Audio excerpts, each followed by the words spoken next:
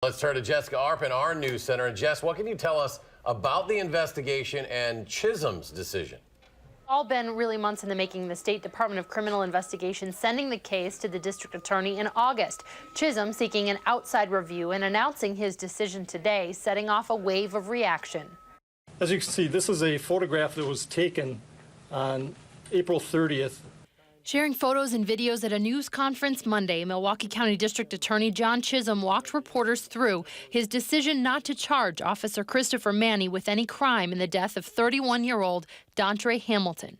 The conclusion that was drawn in this case is, first, that there is little doubt that Officer Manny was exposed to a reasonable risk of death or great bodily harm.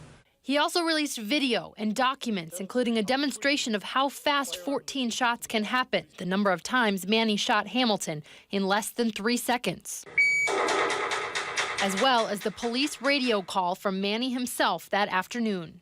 1246, shots fired, officer involved. Guy started beating me, grabbed my bat and was going to hit me in the head with my own bat, and shots fired.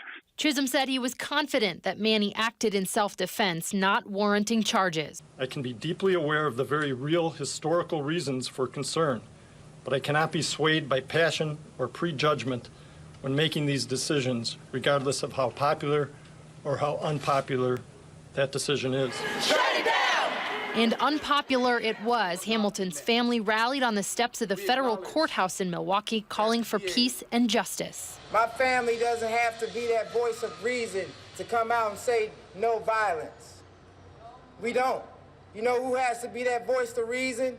The mayor has to be that voice of reason. The police chief has to be that voice of reason. The district attorney has to be the voice of reason. Not my family. Not any family that has to go through an injustice.